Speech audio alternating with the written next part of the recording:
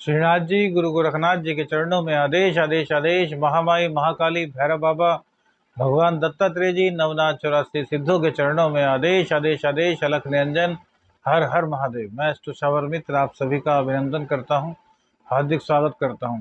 आज बात करते हैं कन्या राशि की। राहु राशि परिवर्तन, बहुत बड़ा परिवर्तन होने जा रहा है। 30 अक्टूबर को दोपहर के समय राहु अपनी वर्तमान राशि मेष राशि को छोड़ करके वक्री चलते हुए, क्योंकि राहु और केतु हमेशा वक्री चलते हैं, मीन राशि में गुरुदेव की राशि में गोचर करेंगे। कन्या राशि, सबसे पहले कन्या राशि के बारे में बताते हैं। कन्या राशि कैसा स्वभाव होता है, देखिए। स्वभाव की राशि मानी जाती है कन्या राशि। इमोशनल भी होती है, अर्थात स्त्रीचित्त व्यवहार भी होता है और पुरुषोचित व्यवहार भी इनके अंदर होता है। स्त्री और पुरुष दोनों के ही गुण देखने को मिलते हैं।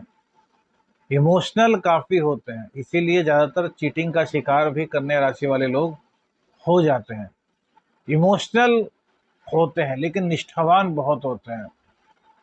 वाणिज्य में, गणित में इनकी पकड़ बहुत अधिक होती है। मैनेजमेंट में शायद ही इनका कोई और स्थानीय हो। बहुत अच्छे मैनेजमेंट करना जानते हैं, अपने काम को बहुत ही सलीके से करते हैं, सुंदर दिखते हैं। बुद्धदेव का इन पर पूर्ण रूप से प्रभाव होता है, तो इनकी जिंदगी भी युवराज की तरह होती है। युवराज की तरह अपनी जिंदगी जीना चाहते हैं, अर्थात हर खुशी अपने जीवन में पाना चाहते हैं और उसके लिए मेहनत भी पूर्ण करते हैं। लेकिन जैसा कि हमने बताया कि पिछले 14 सालों से काफी दिक्कत थी और यह साल भी कभी खुशी कभी गम के बीच निकल गया। हालांकि अभी कन्या राशि पर ना 7.5 है, ना ही कंटक शनि है, ना ही पनौती उन पर चल रही है और ना ही ढैया का प्रभाव कन्या राशि पर है। लेकिन परिस्थितियां ऐसी रही कि कभी शनि वक्री हो गए, कभी शनि अस्त हो गए, कभी गुरुदेव वक्री तो कभी गुरुदेव अस्त हो गए। शुक्र का गोचर भी इसी तरीके से हुआ। तो कुल मिलाकर के साल 2023 भी जैसे तैसे जनवरी से लेकर अब तक गुजर गया। अब 30 अक्टूबर के बाद जब चेंज हो रहा है राहु का, तो कई खुशियां आपको मिलने वाली हैं।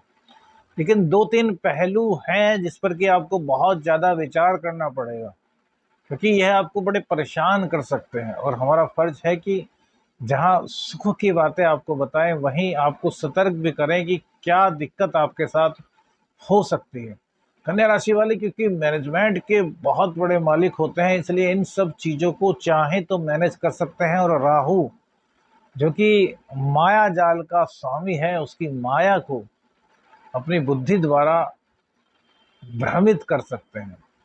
राहु आपको भ्रमित करना चाहेगा, लेकिन आप राहु की माया को भ्रमित कर सकते हैं यदि आप जो उपाय हम वीडियो के एंड में बताएंगे वो उपाय करते हैं। तो देखिए, अब तक राहु देवता जो थे आपके अष्टम स्थान में थे, तो यहाँ पर आपको क्या क्या दिक्कतें रही होंगी कि आप कहीं ना कहीं अंदर से आशंकित रहे होंगे चीज़ों को लेकर के। अनजाना भय, यार गाड़ी में बैठेंगे जाएंगे तो कहीं एक्सीडेंट ना हो जाए, यार हम ज़्यादा ऊंचाई पर खड़े हैं तो कहीं गिर ना जाए, रात्रि में नींद न आना, अलग अलग तरह के विचारों का आना, इस तरह की दिक्कतें आपके साथ रही होंगी। पानी से काफ़ी डर, ऊंचाई से काफ़ी डर, मन में बेवजह का वहम। बच्चे बाहर गए हैं तो क्या पता उनके साथ कुछ हो ना जाए। स्कूल का टाइम दिन का 1 बजे का है, अरे 1 बजने वाला है, आप 12:30 बजे ही बच्चों को लेने चले गए। तो यह कहीं ना कहीं भ्रमित की स्थिति, आपके मन को परेशान करने वाली स्थिति राहु ने अब तक रखी होगी इन 18 महीनों में। लेकिन वो लोगों को बड़ा आनंद आया होगा जो लोग साधना के फील्ड में हैं, जो लोग तंत्र मंत्र की सिद्धि करना चाहते हैं, जो लोग शक्तियों की उपासना करना चाहते हैं, जो लोग एक आध्यात्म की दुनिया में आगे बढ़ना चाहते हैं, उनको इस 18 महीनों में बहुत लाभ भी मिला होगा। हालांकि जनवरी से लेकर के उनको थोड़ी दिक्कत भी होगी, उनका मन थोड़ा भटका होगा। उसके बाद में जून के आसपास उनका मन दोबारा से लगा होगा, फिर से अब कुछ भटकाव आया होगा। यह एक चक्र है जो चलता रहता है। इसके लिए तो तभी तो कहते हैं हठ योग। जब साधनाओं में जाते हैं तो हठ योग करना पड़ता है। ग्रह स्थिति कुछ भी हो, लेकिन आपको साधना करनी है तो करनी है। अब राहु देवता आपके सप्तम भाव में आएंगे, मीन राशि में, और केतु देवता आपके छठी राशि अर्थात आपकी राशि में, आपके लग्न पर कन्या राशि में आ जाएंगे। तो कन्या राशि और कन्या लग्न में आएंगे केतु और सप्तम भाव में आएंगे राहु। तो देखिए कैसा फल देंगे आपको। सबसे पहले तो इनकी जो दृष्टि पड़ेगी वो पड़ेगी 5वें घर पर, 5वीं दृष्टि 11वें भाव पर, जहां पर कि चंद्रदेव की राशि है। और चंद्रदेव इस राशि में आयेश होते हैं। तो राहु की दृष्टि जब 11वें भाव पर होती है, जब राहु 11वें भाव में विराजमान होते हैं, तो कहते हैं कि ये इनकम के स्रोत एक से अधिक बना देते हैं। बड़े बड़े ज्योतिषियों का यह मत है।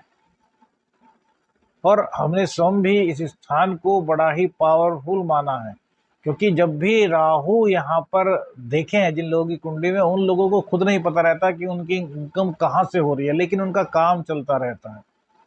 ऐसा नहीं कि वो मेहनत नहीं करते, मेहनत करते हैं, लेकिन उनकी इनकम के स्रोत कई हो जाते हैं। और कहाँ से अचानक से उनके पास पैसा आ जाए, किस तरीके से उनकी कोई डील पक्की हो जाए, यह वह खुद भी नहीं जानते।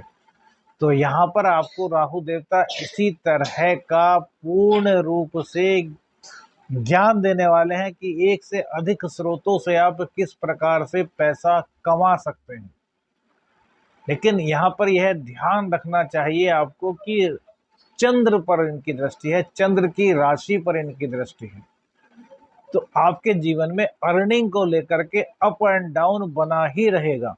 जब जब राहु के समीप चंद्रदेव आएंगे तब तब आपकी इनकम घटेगी, और जब जब चंद्रदेव इनसे काफी दूर होंगे, दोनों के बीच में काफी दूरियां होंगी, तो आपकी इनकम बढ़ेगी। क्योंकि यहाँ पर देखिए, एक तो 11वां भाव आपका कहाँ का होता है, इनकम का। और यहाँ पर चंद्रदेव का स्वभाव है घटना और बढ़ना। तो इसी पर इनकी दृष्टि पड़ रही है, और इनकी दृष्टि पड़ने के कारण ये जब चंद्र को ग्रसित करेंगे तो मन का अशांत होना, माता के स्वास्थ्य का आपको ध्यान खास तौर से रखना होगा। माँ के स्वास्थ्य का यदि आप ध्यान नहीं रखेंगे तो फिर भैया आपके लिए दिक्कत हो सकती है। क्योंकि कन्या राशि वालों के लिए माँ का ध्यान रखना, माँ की सेवा करना बहुत ज्यादा जरूरी है। अब ऐसा नहीं कि और राशियों के लिए नहीं है, इस राशि में मेन रूप से इसलिए कह रहे हैं कि देखिए माँ तो सबके लिए सम्मान है, ऐसा कोई राशि नहीं जिसके लिए माँ सम्मान है। लेकिन आपकी राशि में चंद्रदेव जो है वो आपके एकादश के मालिक हैं। और जो आज का कलयुग है, इसमें सबसे ज्यादा आजकल लोग पैसे पर ही डिपेंड रहते हैं, और पैसा कमाने का जो स्रोत है वो यहाँ पर कन्या राशि में चंद्रदेव ही होते हैं। और चंद्रदेव तभी मजबूत होते हैं जब माँ की सेवा आप करें, माँ का सम्मान करें, माँ की हर बात का आप ध्यान रखें।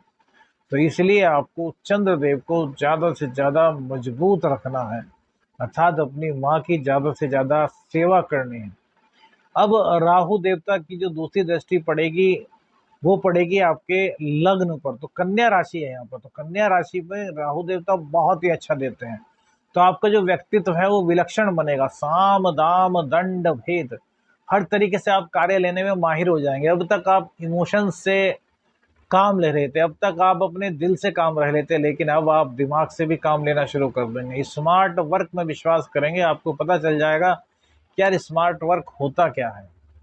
अब एक आदमी सुबह को 9 बजे से लेकर के शाम को 6-7 बजे तक काम करता है, और उसको मिलते हैं कितने, 400 या 500 रुपये। और एक व्यक्ति कुल 1 घंटा काम करता है, वो भी इंस्ट्रक्शन देता है, कुछ 2-4 मिनट के लिए लैपटॉप पर कुछ करता है, और महीने के कमाता है 5 लाख रुपए, 4 लाख रुपए, 7 लाख रुपए। तो वो स्मार्ट वर्क है। तो वो ही कुवत अब आपके अंदर आने वाली है, आपको हर तरीके से इसका लाभ मिलने वाला है। अब यह लाभ ऐसे ही नहीं कि आपको बिना कुछ करे मिल जाएगा, करना तो आपको है, दिमाग तो आपको अपना लगाना होगा, और दिमाग लगाने में आप माहिर हैं। बस स्मार्ट वर्क करने पर आपको ध्यान देना है। जैसे ही आप स्मार्ट वर्क करेंगे तो आपके लिए राहु देवता की शुभता बहुत ज्यादा बढ़ जाएगी। अब इनकी जो तीसरी दृष्टि है वो पड़ेगी आपके पराक्रम भाव पर, जहाँ की मंगल देव की राशि है। तो आपके पराक्रम को बढ़ाएंगे, लेकिन आपको कहीं ना कहीं गलत दिशा में ले जाएंगे, जैसे इलीगल कार्य कर, या फिर इस तरह की बातें जो कि समाज के लिए अच्छी नहीं। तो आपको क्या करना है, आपको अपने पराक्रम को तो बढ़ाना है, लेकिन अपनी आत्मा से पूछ करके अपने दिल और दिमाग, जब पराक्रम की बात आएगी तो दिल और दिमाग के साथ साथ अपनी आत्मा से भी पूछना है कि जो कार्य मैं करना जा रहा हूँ वो कार्य क्या वास्तव में सही है, हमारी संस्कृति हमारी परंपराओं के अनुरूप है। यदि आप बस इतना सा क्वेश्चन कर लेंगे तो आपको आपका जवाब मिल जाएगा और आप कभी भी अपने मार्ग से नहीं भटक पाएंगे। देखिए, राहु का काम होता है भ्रम जाल फैला करके आपको भ्रमित कर देना और गलत रास्ते पर ले जाना। गलत रास्ते पर चलकर थोड़े दिन का सुख आपको मिल सकता है, लेकिन उसके बाद जिंदगी जो है वो नर्क में हो जाती है। तो आपके लिए, क्योंकि ये यहाँ पर बहुत अच्छा फल दे रहे हैं, आपकी इनकम को बढ़ा रहे हैं, आपके व्यक्तित्व को चार चांद लगा रहे हैं, इसलिए आपको गलत रास्ते पर चलने से कोई फायदा ही नहीं है। आपको अपना रास्ता जो है वो सही चुनना है। आपको अपने जीवन में सकारात्मकता को प्रवेश देना है, नकारात्मकता से मुंह फेर लेना है। अब सबसे बड़ी बात कि राहु देवता का पदार्पण आपके सप्तम भाव में हो रहा है, जो कि मीन राशि है। और मीन राशि के स्वामी जो है वो बृहस्पति देव हैं, जो कि अभी जून 2024 तक यहीं पर रहने वाले हैं, अष्टम स्थान में। तो दाम्पत्य में कन्या राशि वालों के अधिकतर लोगों के कहीं ना कहीं किसी बात को लेकर दिक्कत चल रही होगी, विवाद चल रहे होंगे। अब जब तक राहु अष्टम में था तो आपको धर्म में लगा करके आपको एक शक्तिवान बनाया हुआ था, ऊर्जावान बनाया हुआ था। आप सोच रहे थे कि यार कोई बात नहीं, धीरे धीरे फैसला हो जाएगा, या फिर कुछ लोग सोच रहे होंगे अलग हो जाएंगे। लेकिन अब दिक्कतें, आपकी दाम्पत्य की दिक्कतें कम से कम बढ़ने वाली हैं। दाम्पत्य में जीवन साथी का स्वास्थ्य खराब हो जाना, उनसे विवाद हो जाना, कलह की स्थिति हो जाना, या फिर बिछोह की स्थिति होना, इस तरह की स्थितियां राहु देव सप्तम भाव में बैठ करके बनाएंगे। पारलौकिक दुनिया का ज्ञान तो आपको होगा, आपकी इंट्यूशंस तो बहुत ज्यादा हैवी होंगी, लेकिन इसी के साथ साथ दाम्पत्य के लिए ये बिल्कुल भी अच्छा नहीं। तो भैया, एक चीज आपको जरूर कहना चाहेंगे कि यदि कोई भी फैसला अलग होने का लेना है तो उसके लिए आपको जून 2024 तक का समय देना होगा। फिलहाल परिस्थितियों को जैसी हैं वैसा ही रखना होगा। और यदि राहु के कारण दिक्कतें और ज्यादा आपके जीवन में बढ़ जाती हैं दाम्पत्य जीवन में, तो आपको एक उपाय बता रहे हैं, जो कि सिंह राशि वालों को भी बताया, आपको भी बताएंगे, लेकिन उसमें थोड़ा सा चेंज है। क्या करना है कि रात्रि में 10 बजे के बाद या दिन में 12 बजे से 3 बजे के बीच में आपको भैरव बाबा के नाम पर अपने घर में एक दीपक जलाना है। दीपक चौमुखी दीपक लेना है, मिट्टी का दीपक। 4 बत्ती इसमें आपको डालनी है, अर्थात चौमुखी दीपक है। बहुत से लोग एक बत्ती को डबल निकाल देते हैं, ऐसा नहीं निकालना। 4 बत्ती अलग अलग आप लगाएंगे।